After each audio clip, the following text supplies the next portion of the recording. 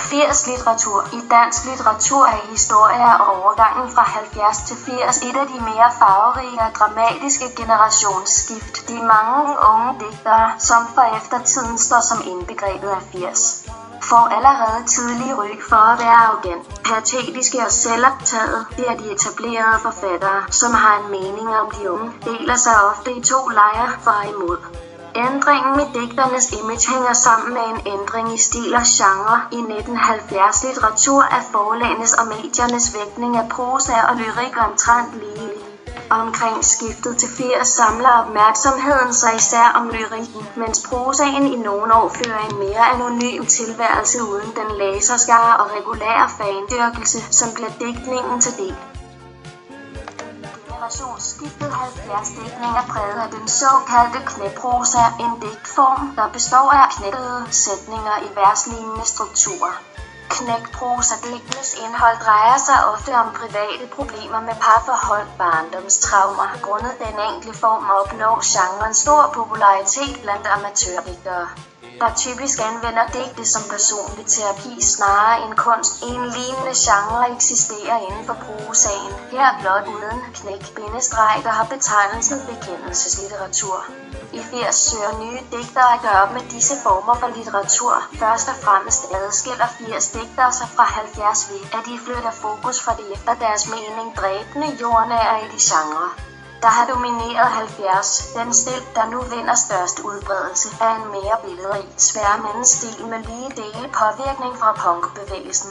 Det sene 1800-tallets symbolisme og 1940 heretika-digtere som Ole Savi og Poul Legur. Et typisk emne for de unge digtere er storbyen som sindbillede på moderne menneskers sjæleliv. Hvis man kigger de kendteste af 80 digtsamlinger igennem, vil man bemærke, at ord som nat, næren, blod, asfalt, død, krop, drøm og engel går igen.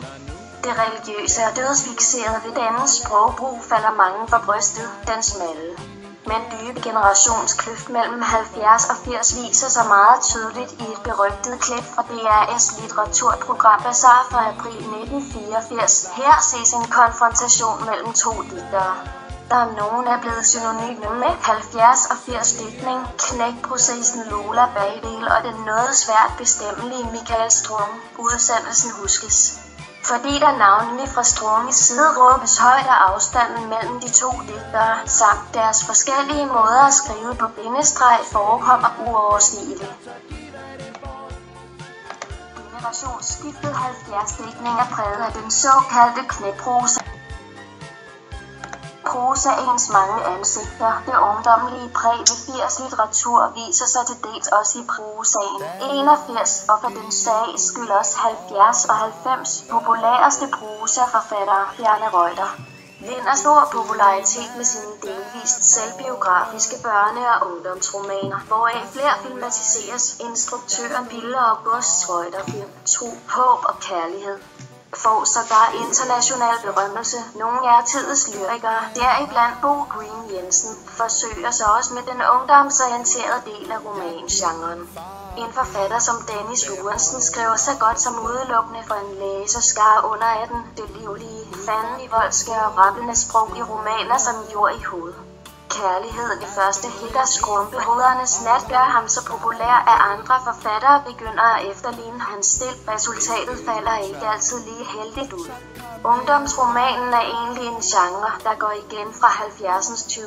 80 bedste ungdomsromaner adskiller sig dog fra 70 ved at udelade den belærende tone, man finder skjult i meget af 70 litteratur. Børne- og ungdomslitteraturen inklusive. De fleste af 80 kendte prosaforfattere er debuteret i 60 eller 70, og er på den måde ikke typiske for 80, snarere for nyere dansk litteratur i almindelighed.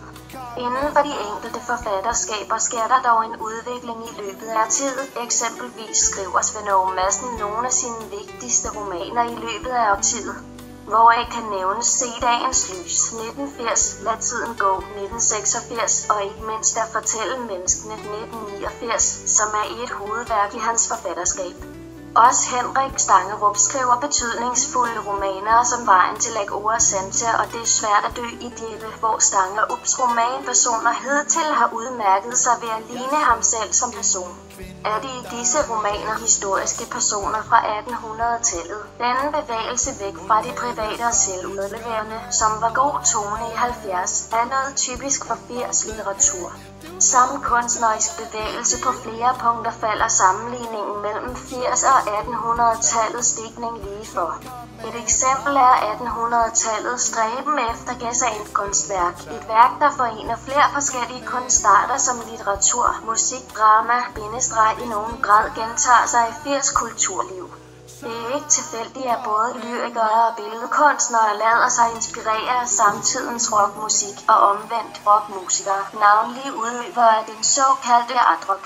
Lægger stor vægt på den tekstlige side af musikken. Der forekommer endda samarbejde mellem digtere og lyrikere. Det kendteste eksempel herpå er nok Lars Holmgiers plade City Slang, hvis tekster alle er fra Søren Ulriks Thomsen digtsamling af samme navn.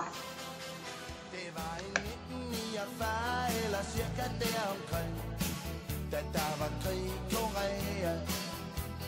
Skibet hed Jutlandia, og det kom vidt omkring, for der var krig i Korea.